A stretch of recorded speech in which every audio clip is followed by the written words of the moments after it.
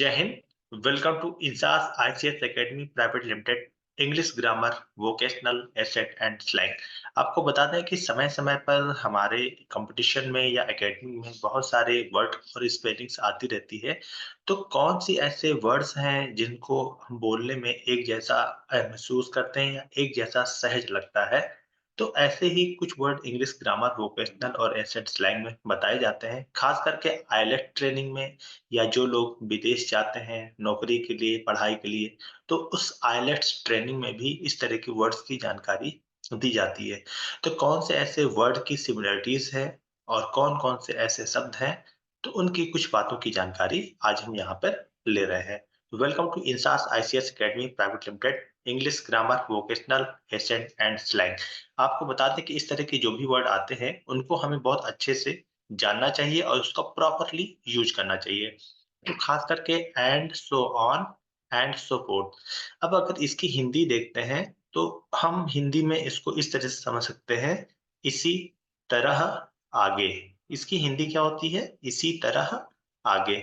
आप चाहे and so on बोलिए और चाहे एंड सो फोर्थ बोलिए, इन दोनों की हिंदी होती इसी तरह आगे। और इन दोनों शब्दों को किसी भी वाक्य के, सेंटेंस के अंत में लिखा जाता है। आप चाहिए तो किसी भी सेंटेंस के अंत में एंड सो ऑन लिख सकते हैं या किसी भी सेंटेंस के अंत में एंड सो फोर्थ लिख सकते हैं। There isn't a difference in a meaning. इन दोनों के मीनिंग में कोई भी अंतर नहीं है। ये सबसे बड़ा मतलब समझिए। There isn't a difference in a meaning.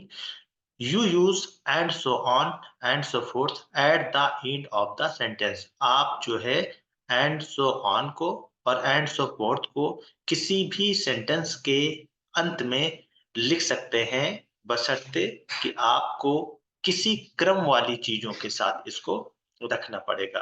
अब क्रम वाली चीजें क्या होती हैं, तो इसके एग्जाम्पल को हम समझ लेते हैं।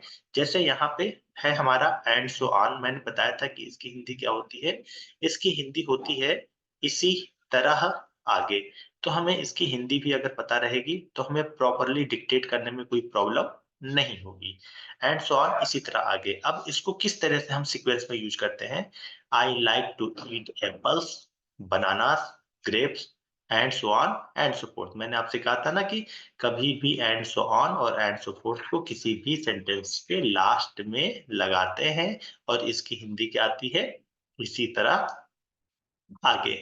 तो आई लाइक टू ईट, मैं एप्पल खाना, एप्पल मतलब सेब खाना, मैं सेब खाना। इसके साथ ही बनाना मतलब हम केला खाना और ग्रेप मतलब अंगूर खाना। तो हिंदी देखिए, I like to eat apple. मैं सेब खाना, केला खाना, अंगूर खाना पसंद करता हूँ। और इसी तरह आगे मतलब इसी तरह आगे का मतलब इसी तरह से और भी अगर कोई फल मिल जाते हैं तो मैं उसी को भी खाना पसंद करता हूँ। तो ये होता है इसी तरह आगे। इसी सेंटेंस को एंड सो फोर्थ में देखते हैं। इसकी भी क्या हिंदी होती है? इसी तरह आगे। इस सेंटेंस को बहुत अच्छे से समझिए क्योंकि एक जैसे यूज है और किसी भी सेंटेंस के लास्ट में इसका इस्तेमाल या यूज करते हैं और दोनों को सेम इसी तरह से यूज किया जाता है। तो यहाँ पे देखिए ठीक इसी सेंटेंस को जैसे कि आपने यहाँ पे एंड सो ऑन को पढ़ा था, ठीक इसी एग्जाम्पल को हम लोग कहाँ पढ़ते हैं? I like to eat apples. मैं सेब खाना, केला खाना, अंगूर खाना पसंद करता हूँ। And so fourth and so on, और इसी तरह आगे। इसका मतलब क्या हो गया? इसी तरह आगे अगर और भी कोई मुझे फल मिलता है तो मैं उसे भी खाना चाहता हूँ। तो आज की ये जो बातें थी वो एंड सो ऑन को लेकर के थी और एंड सो फोर्थ को लेकर के थी। इन दोनों का एक जैसा मतलब होता है और इसमें कोई भी डिफरेंस नहीं होता है। तो आज के इंसास आईसीएस एकेडमी और academy English grammar, vocational, asset and slang में यहीं तक। मिलते हैं नेक्स्ट सेगमेंट में नए तत्व और नए विश्लेषणों के साथ। तब तक के लिए INSAS ICS academy private limited, English grammar, vocational, asset and slang की तरफ से जय हिंद, जय भारत।